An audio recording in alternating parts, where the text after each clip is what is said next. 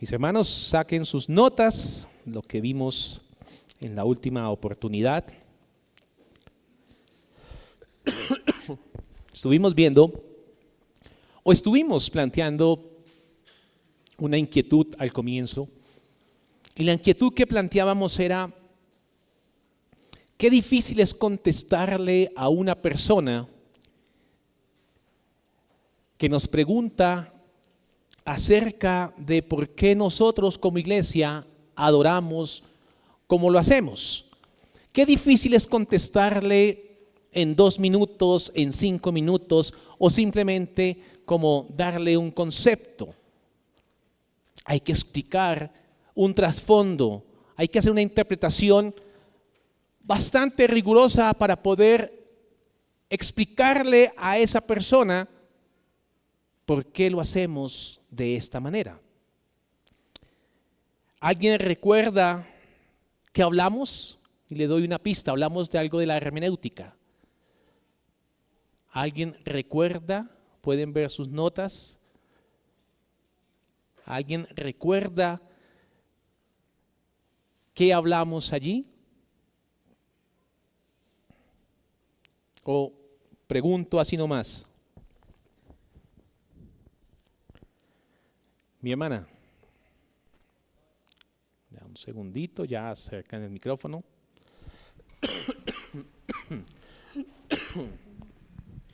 Buenos días, pues lo que vimos el tema de la hermenéutica era que la Biblia se explicaba por sí sola y que no debíamos desviarnos de su interpretación.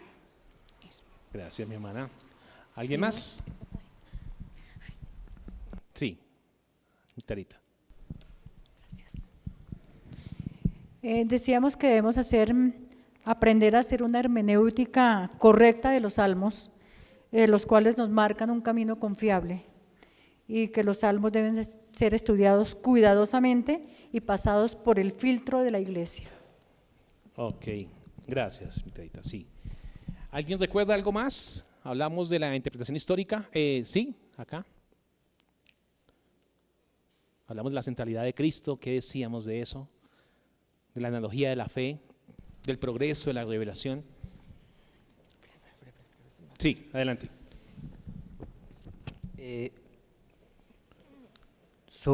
Creo que fue sobre sobre el uso correcto de los instrumentos de adoración, creo que fue algo así, Bueno, ¿no? también lo tocamos, pero fue más adelante. ¿Alguien más nos puede dar luz sobre este tema? ¿Recuerdan que hablamos sobre la centralidad de Cristo? Toda la Escritura converge en una persona y en la obra de Cristo. Y hablamos del progreso de la revelación. La palabra de Dios se va revelando poco a poco, de manera progresiva, hasta que culmina en el cumplimiento de la obra de Cristo.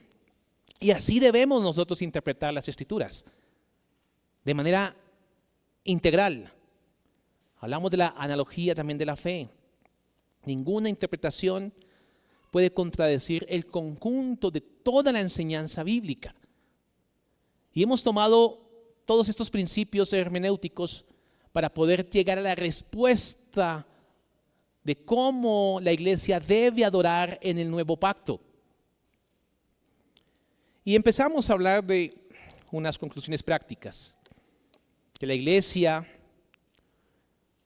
debe entender o debe distinguir correctamente la adoración que ha sido ordenada en el antiguo pacto y la adoración ordenada para el Nuevo Testamento. ¿Quién me puede hablar de ese punto?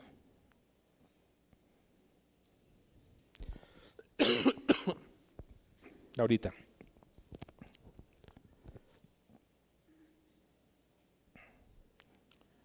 voy a dar una pista, pero primero empieza. Gracias. Pues lo que al menos yo tengo aquí anotado en relación es que también vimos sobre el Antiguo Testamento como las características y hacia qué estaba orientada la adoración. Entonces, en ese momento era una Israel nacional como pueblo de Dios y por tanto veíamos allí, cuando pensamos en adoración, su merced nos decía, usualmente ellos en qué pensaban, en tres cosas: en el sacerdocio, en el templo y en el rito. Sin embargo, en la medida en que ya avanzamos hacia el Nuevo Testamento y también hacia Cristo, y por ende ya la obra está completada en Él, esto cambia. También porque Israel pecó y por tanto dejó de ser el pueblo de Dios como nación física. Y por tanto la iglesia asume esa posición, por lo cual pues también la orientación a la adoración cambia, ya no es a través de esos instrumentos, sino que también hay una adoración que es interna, que también surge de el Espíritu y que está centrada es hacia Cristo.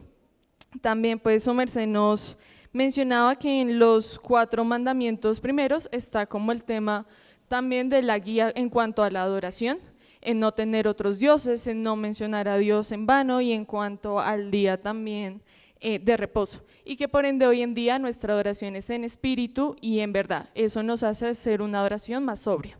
Gracias, mi hermana. Muy bien, muy bien. Para que podamos tenerlo como en una frase, nosotros como iglesia no tenemos nuestra adoración en los tipos y sombras del antiguo pacto. No adoramos, o nuestra justificación para adorar a Dios no se basa en los tipos y sombras del antiguo pacto. Y luego estuvimos mirando que también para los salmos debemos tener una hermenéutica correcta. Nuestra hermana Clarita nos daba luces allí sobre esta parte. Y dábamos el ejemplo de un salmo. Si nosotros fuésemos a considerar los salmos sin el filtro de la enseñanza de Jesús sobre la adoración en espíritu y en verdad. Y decíamos que debíamos entonces seguir ese mismo camino. ¿Recuerdan el salmo que leíamos? Salmo 149. ¿Alguien me puede explicar qué decíamos de eso? ¿Qué explicábamos de eso? Hermano Richie.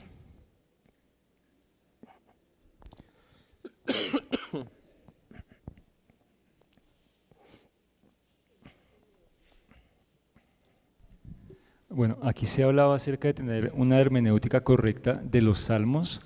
De lo contrario, podemos caer en errores doctrinales. Y ese salmo puntualmente, pues, da algunos puntos específicos que no aplicarían dentro de la adoración hoy en día. Entonces creo que esencialmente es eso, tener un entendimiento correcto para no caer en errores en doctrina. Claro que sí. Hay muchas personas que justifican el uso de instrumentos, de bandas, de muchas cosas con estos salmos. Y dice el salmo: aleluya, cantad al Señor un cántico nuevo, su alabanza en la congregación de los santos. Alégrese Israel en su Creador, regocíjese los hijos de Sión en su Rey. Alaben su nombre con danza, cantadle con alabanza, con pandero y lira. Está bien, es correcto, es correcto. Dice otra versión: cantar a Jehová cántico nuevos, la Reina Valera. Su alabanza sea en la congregación de los santos. Alégrese Israel en su Hacedor, los hijos de Sión se gocen en su Rey. Alaben su nombre con danza, con pandero y arpa, a él canten. Es correcto. Claro, hasta ahí entendemos, ya logramos entender que era la adoración del antiguo pacto, la adoración como Dios la había demandado de ellos. Pero justificar que hoy debemos adorar con danzas, que debemos adorar a Dios con instrumentos, con arpa, con panderos, ya entendemos que no aplica. no aplica. Y luego el Salmo continúa diciendo, el 6, exalten a Dios con sus gargantas y espada de dos filos en sus manos para ejecutar venganza entre las naciones y castigo entre los pueblos, para aprisionar a sus reyes con grillos y a sus nobles con cadenas de hierro, para ejecutar en ellos el juicio decretado. Gloria será esto para todos sus santos. Aleluya. Hay que tener un filtro para hacer una hermenéutica sana. Luego miramos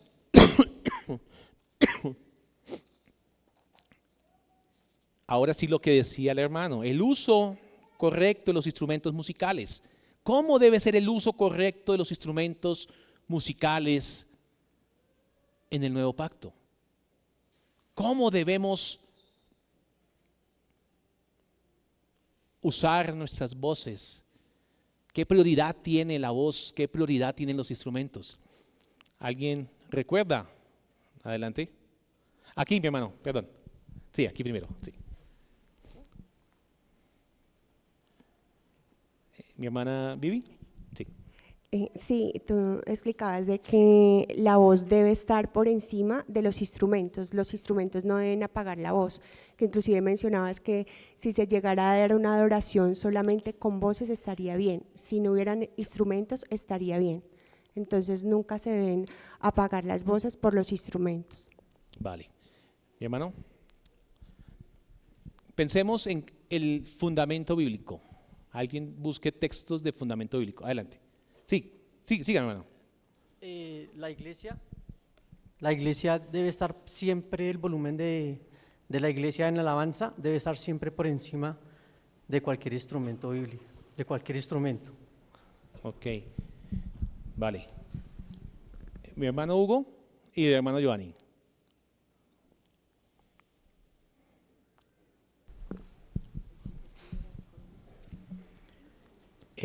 Su merced nos decía que tocar un instrumento musical con cuerdas, en su opinión, el uso de instrumentos musicales en la adoración no forman parte de la oración en el Nuevo Testamento, sino que pueden ser una circunstancia legítima de dicha oración.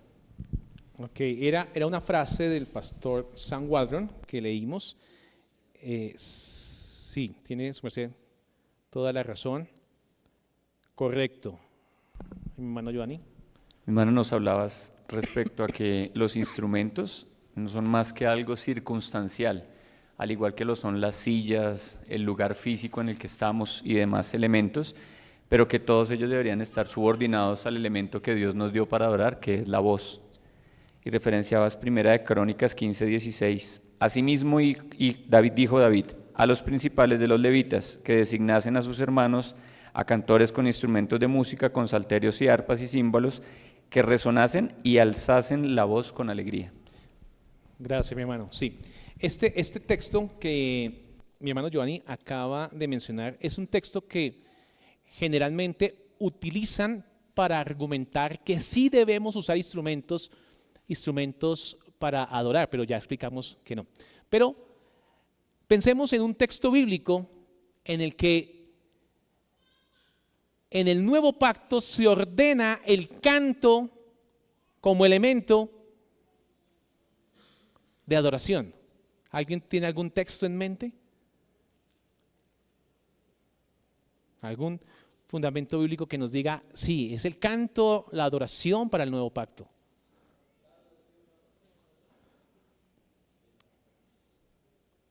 Uy, léamelo, mi hermano, porque... ok.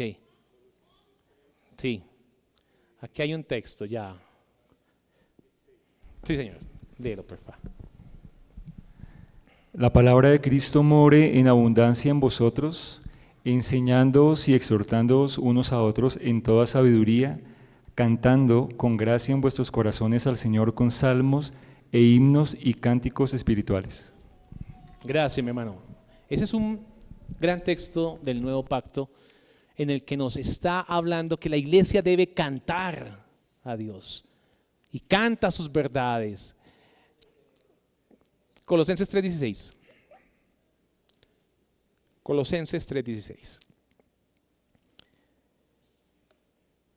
Y vimos también, o creo que quedamos acá en el cuarto, estudiamos que la revelación de la verdadera adoración nos fue entregada en el Evangelio. Creo que quedamos ahí.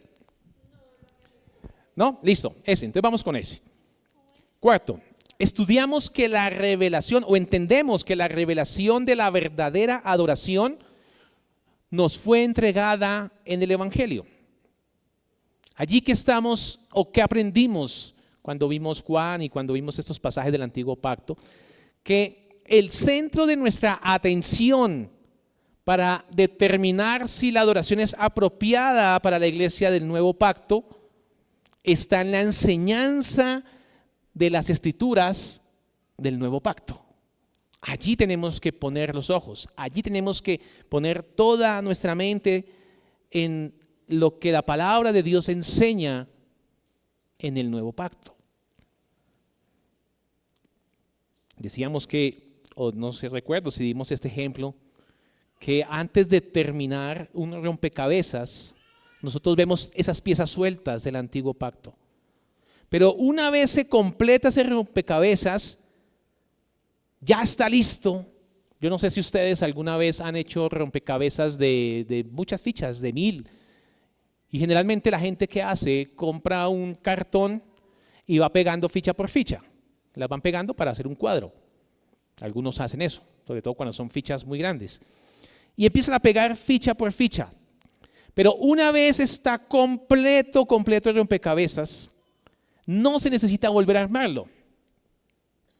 En el Antiguo Pacto estaban muchas piezas sueltas, pero Cristo completó ese rompecabezas. No repetimos la tarea, no repetimos los sacrificios, no repetimos los ritos, porque ya se cumplió. No requiere nuevamente hacer esa tarea. Entonces debemos insistir en la evidencia del Nuevo Testamento. Cualquier elemento de la adoración evangélica debe ser vista bajo la óptica del Nuevo Testamento. Y ya lo dijimos en un momento, creo que fue también hace 8 días, que la ley del Antiguo Pacto hay una que sí se conserva, que es los 10 mandamientos, los 4 primeros mandatos que nos orientan de cómo debemos adorar a Dios. Es importante, mis hermanos, que comprendamos esta adoración corporativa como iglesia neotestamentaria. Cristo es el centro. La enseñanza del Nuevo Pacto es el centro de nuestra adoración. Debemos tener muy claro que todos los asuntos de la iglesia están ligados a la palabra de Dios. El principio regulador de la iglesia, la naturaleza de la iglesia, ha cambiado completamente, drásticamente. Ha sido transformada por el Nuevo Pacto.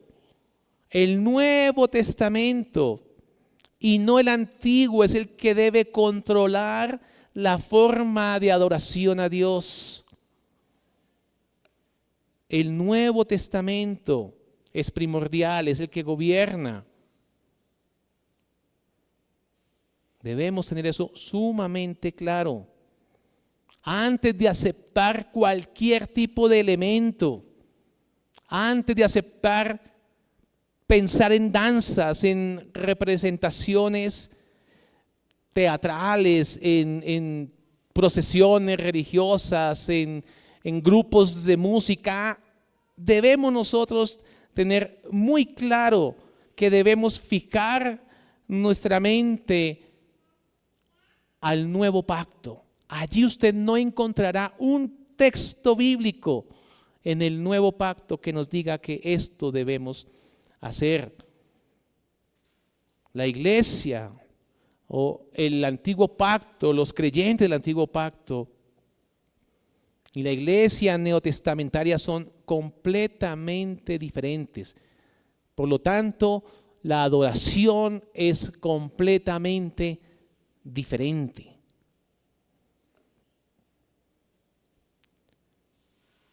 En la mente de muchas personas, aunque aquí no nos ha pasado, yo no sé si ustedes han escuchado hablar de la salmodia exclusiva, pero hay muchas personas que piensan que solamente la iglesia debe cantar salmos, solamente debe de cantar únicamente los salmos que están en las Escrituras. Y dicen que si no cantamos solamente salmos, no estamos en el principio regulador de la adoración. Pero esto debemos verlo cuidadosamente, este punto de vista. Porque entonces no estaríamos en sintonía con lo que Cristo enseñó acerca de la adoración en espíritu y en verdad. Por eso es que Juan 4:24 debe ser un texto que nosotros como iglesia debemos tenerlo muy claro y muy meditado, muy reflexionado. Jesús indicó claramente incluso que los salmos formaban parte de la adoración en sombras. Eso estaba expresando él allí en Juan 4:24. Esos son sombras, porque ya va a venir la realidad. Los salmos sí mencionan, claro que sí, la adoración como Dios la requería, pero eran sombras del antiguo pacto. Pero la enseñanza de Cristo trae mucha luz y nos da una postura clara de cómo debemos cantar. ¿Debemos cantar salmos?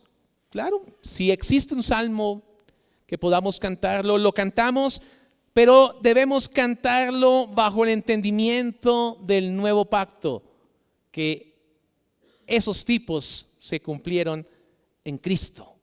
En ese sentido debemos nosotros cantarlos y permitir que podamos hacerlo como Cristo lo exhorta en espíritu y en verdad. Así debe ser nuestro canto, no en los tipos del antiguo pacto. Miremos otro, el quinto. El tema de la salmodia exclusiva lo vamos a ver también más adelante. Más adelante vamos a tratar a fondo este tema.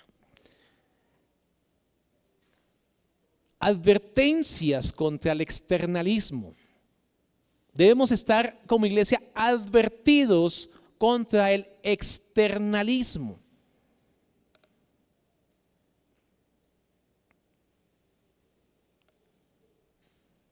Hemos visto que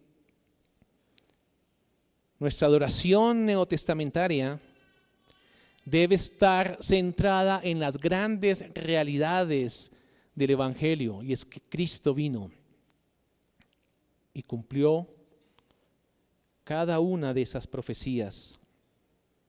Allí debe estar la atención y debemos tener mucho cuidado con pensar que si tenemos una adoración, un principio regulador estricto, es suficiente, porque podríamos caer en ese ritualismo que cayeron los judíos. Hay un peligro serio. Pensar en que si cumplo correctamente el rito y vengo al culto a la hora, vengo más temprano, canto duro los himnos, estoy presente en todas las actividades que la iglesia ha programado, puede haber un peligro si el corazón no está vinculado a cada parte del culto. Entonces puede ser algo pragmático, solamente hacemos cosas prácticas y orgullosas. Es que así es como adora, así es como Dios le gusta la adoración, entonces ya aprendimos y lo voy a hacer de esa manera. Pero no podemos dejar a un lado el corazón. No puede ser solamente cosas externas. De eso debemos cuidarnos. Si no, nosotros seríamos los principales culpables de atentar contra el principio regulador de la adoración. Si el creyente que comprende este principio no vincula su corazón a la adoración, se hace responsable de destruir, atacar este principio regulador. Debemos adorar en espíritu y en verdad, alejarnos de ese ceremonialismo, de ese externalismo del antiguo pacto. Debemos acercarnos a las realidades espirituales, saber que Cristo murió por mí, que le pertenezco a Él, y con estas verdades ir a Él en adoración. La adoración no debe ser muerta ni seca. Al decir, si cantamos a capela y la iglesia canta estas verdades, eso no significa que la adoración sea fría, seca. Si la iglesia canta con el entendimiento de que Cristo ha renovado su vida y canta al Señor con todo el corazón, está expresando una adoración viva.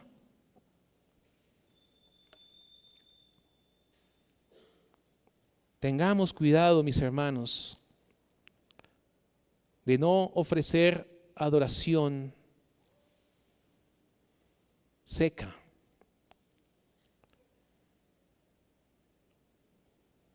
Las emociones también están allí involucradas. A diferencia de un inconverso. Un inconverso que llega a nuestra iglesia, invitado, se sienta. El inconverso, para que pueda saber que sí adoró a Dios y que Dios estaba allí, requiere cosas externas. El inconverso requiere ver instrumentos, que la emoción de una persona carismática les haga vibrar y les haga sentir cosas emocionales. Un inconverso necesita luces, necesita humo, necesita cosas que pueda ver, cosas que pueda ver. El creyente no. Un creyente adora a Dios al oír su verdad, al oír lo que Cristo ha hecho por él. Un creyente adora cuando canta las verdades de Dios, porque su espíritu está siendo removido por el Espíritu Santo. Y ese creyente sabe que eso que estoy cantando es la verdad de Dios. Cuando el creyente lee la palabra de Dios, cuando juntos como iglesia leemos la palabra de Dios, sabemos que es la verdad inerrante de Dios, infalible de Dios. El inconverso no. El inconverso no. Él necesita ayudas para adorar a Dios, para creer adorar a Dios, para sentirse que adoró.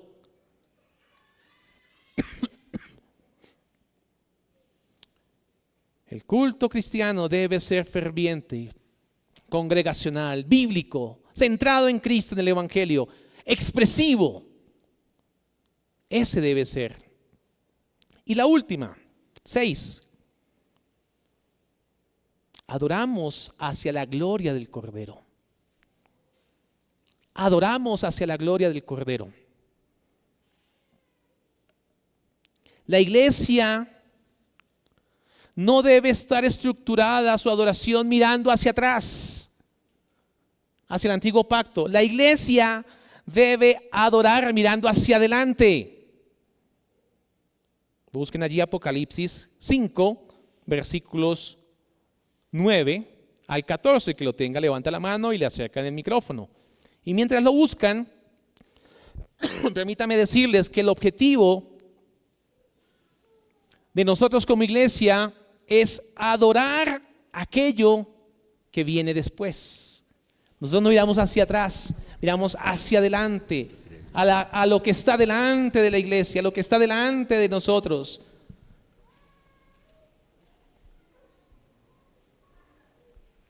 Apocalipsis 5, 9, 14. Adelante, mi hermano. Amén, hermano. Y cantaban un nuevo cántico, diciendo: digno eres de tomar el libro y de abrir sus sellos, porque tú fuiste inmolado, y con tu sangre nos has redimido para Dios, de todo linaje y lengua y pueblo y nación. Y nos has hecho para nuestro Dios reyes y sacerdotes, y reinaremos sobre la tierra.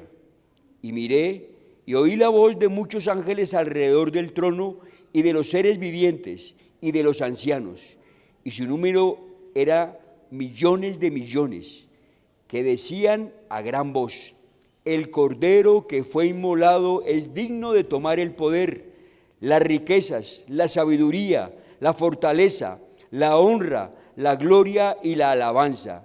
Y a todo lo creado que está en el cielo y sobre la tierra y debajo de la tierra y en el mar, y a todas las cosas que en ellos hay, oí decir: al que está sentado en el trono y al Cordero sea la alabanza, la honra, la gloria y el poder por los siglos de los siglos. Los 4 seres vivientes decían: amén. Y los 24 ancianos se postraron sobre sus rostros y adoraron al que vive por los siglos de los siglos. Gracias, mi hermano. Quiero concluir con esto, mis hermanos.